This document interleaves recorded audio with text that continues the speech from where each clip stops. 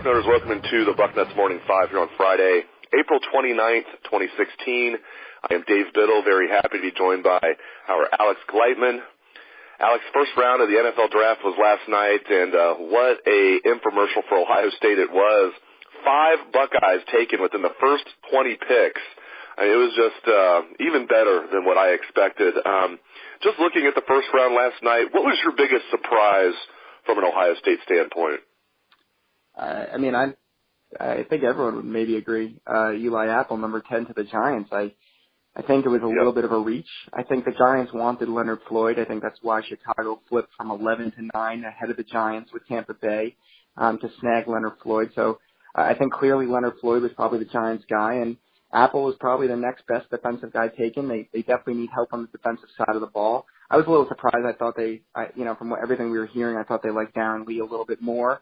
Floyd was gone. Maybe I thought they'd take Lee at linebacker. They definitely need help at linebacker. But, their secondary's kind of under a little bit of reconstruction. They took Janoris Jenkins out of free agency this year, and now they get Eli Apple at cornerback. But, again, to me, Eli Apple, 6'1", 200 pounds, runs a 4.39 40, long, just everything you want physically in a cornerback. But, speaking to someone, an NFL scout, personnel guy, last night after the draft, just kind of getting the reflections on all 5 Buckeyes. I think he was a little surprised as well about Eli and just kind of saying how, you flip on the film and you can see a very good cornerback, maybe a number 2 cornerback, but like a number 10 overall, you should probably be taking an elite number 1 franchise cornerback. And I'm not sure I see that in Eli Apple, and neither did, some of my NFL sources. Yeah, and Vernon Hargreaves is the next player off the board to the Tampa Bay Bucks, and I think everybody who does this for a living had Vernon Hargreaves as the number 2 corner in this draft behind Jalen Ramsey. Now, Jalen Ramsey might end up being a safety, but for the sake of argument, I'll say he's a corner. I mean, everything that I looked at had Hargreaves as the second best corner in this draft. Now, the Giants obviously disagreed, but you're right. I think the Giants were taken off guard with the Leonard Floyd trade, but I'm still surprised that they needed a corner they didn't take or wanted a corner there. They didn't take Hargreaves over Apple, but I am very happy for Eli Apple. I agree with you. That's my biggest surprise. Because when you looked at the mock drafts, pretty much every mock draft had Eli Apple as a first-round pick, but most of them were in the 20s, anywhere from 20 to 28. I know Dane Brugler, who was on the show yesterday with Dan Rubin, I know his final mock draft, he had Eli going 28th to the Kansas City Chiefs. So, and that was pretty much, par for the course of what we saw for Apple. So for him to go all the way to 10th, quite the precipitous rise for Apple. The corny joke, Eli Apple now goes to the Big Apple, but hey, it fits.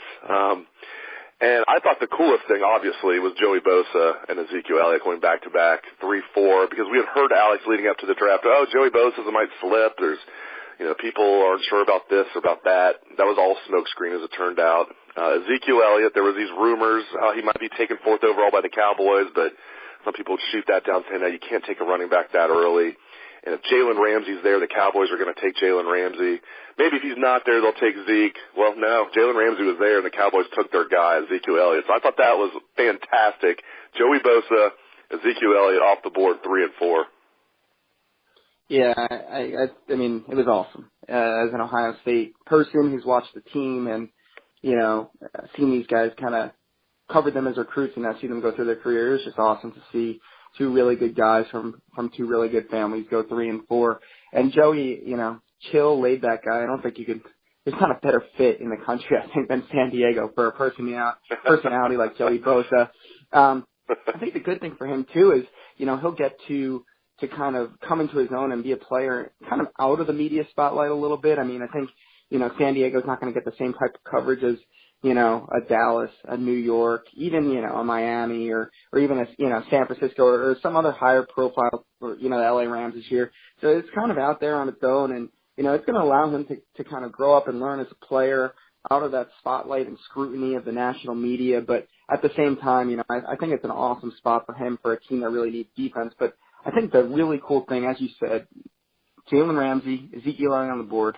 I was listening to Mike Francesa here in New York on WFAN, and all day he was saying, if Jalen Ramsey's there, the Cowboys are taking him. That's everything they're throwing out, unless it's a smoke screen. I don't even know why it would be a smoke screen. It wouldn't matter unless they were trying to bait the Chargers into taking Ramsey, which would make no sense anyway if Zeke was their guy. But I think Dallas just saw, a couple years ago they had DeMarco Murray there. And that offense, with that offensive line, DeMarco Murray, Tony Romo healthy, Des Bryant on the outside. It was a very good offense. And I think when they lost DeMarco Murray to the Eagles in free agency last year, I think, especially Romo going down, I think they saw like how one-dimensional their offense was without that running game. And, you have the offensive line, you have to take advantage of it. If, Romo, whose health is, very much questionable, the guy gets hurt all the time. If he goes down now, at least the Cowboys have, offensive weapons. They're still going to need to get someone to throw to Des Bryant, but you could ride Ezekiel Elliott behind that offensive line and win football games. So I think they made a good decision. I was a little bit shocked that they didn't take Jalen Ramsey, a guy who I maybe would have taken number 1 overall in the draft. I think he's that good. But, as you said, Zeke was their guy. I think he's going to make their team really strong going forward. And I think he's going to be a Cowboy for life. I think he's going to be that good and a future Hall of Famer. And Taylor Decker goes off the board, number 16 overall, to the Detroit Lions. Now, Taylor Decker, I have to point this out, he is 4-0 in his career in the state of Michigan, winning at Michigan State twice, winning at Michigan twice. Just want to throw that out there. So he goes to the state up north. The Detroit Lions, they've been down for a long time. We'll see if he can help turn them around. I'm happy for Taylor. He was picked, I think pretty much everyone had him projected 18th to the Colts. You couldn't read a mock draft that didn't have him going 18th to the Colts. He goes a couple picks ahead of that. The Colts did get an offensive lineman as well with Ryan Kelly, the center from Alabama. And then Darren Lee going 20th to the New York Jets. I think that's a tremendous pick for the Jets. Darren fell a little further than what I thought, but, you're really splitting hairs when you're talking about, I thought he'd get 13th to the Dolphins, but Laramie Tunsil fell, and the Dolphins took Tunsil. So, really splitting hairs. We're talking about between 13th and 20th. It's not like he fell that far. I think that's a good fit for him. Todd Bowles, the head coach there, is obviously a defensive coach and a very good defensive coach. I think the Big Apple is going to love Darren Lee, and also talk about Taylor Decker, Alex. Yeah, I guess starting with Taylor, I mean, he wasn't getting past Indianapolis at 18. We had some pretty good sources via Jack Buhort, who Jack was, just saying how Indianapolis loved Taylor. He was hoping he got to play with Taylor again. They're good friends, the Slavs. So Taylor wasn't getting past 18 to Indianapolis anyway, but with that run on offensive lineman Ronnie Stanley, and then Titans trading up for Jack Conklin, and then Laramie Tunsil kind of sliding but still going. I think that helped Taylor a little bit. He was definitely the next best offensive lineman behind those guys. Detroit needed an offensive lineman.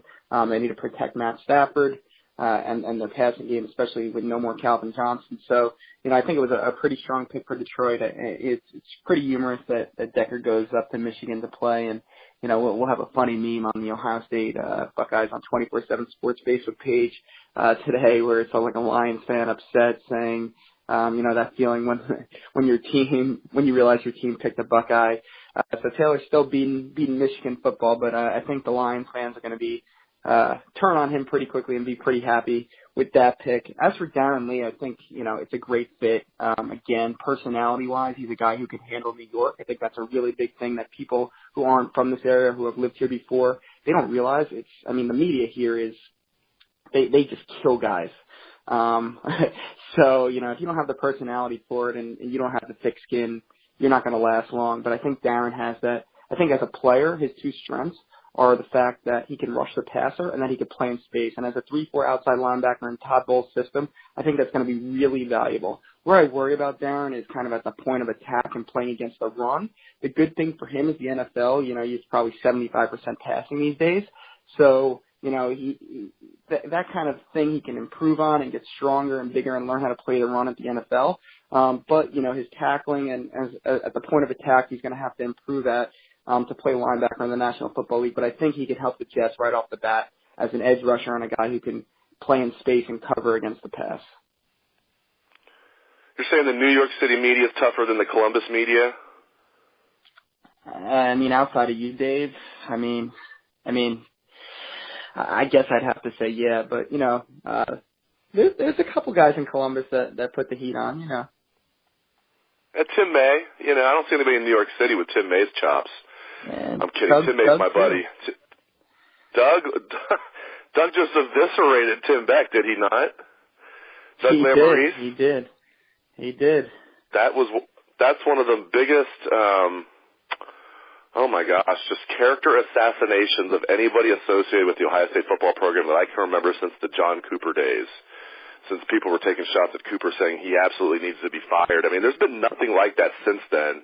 I guess when, the Jim Tressel haters came out, like Bruce Hooley and a few others came out with Tressel, but I'm telling you, that was, wow. Doug Lamorese just completely killed Tim Beck.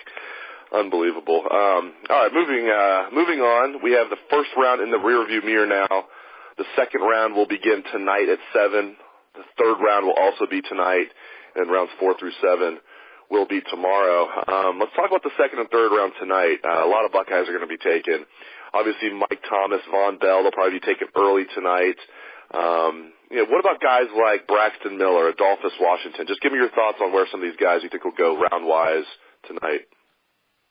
Yeah, I mean, there's fringe guys. I mean, I think Thomas and Bell will go earlier in the second round, but then you got a group that consists of Braxton Miller, Adolphus Washington, Nick Vannett, Joshua Perry.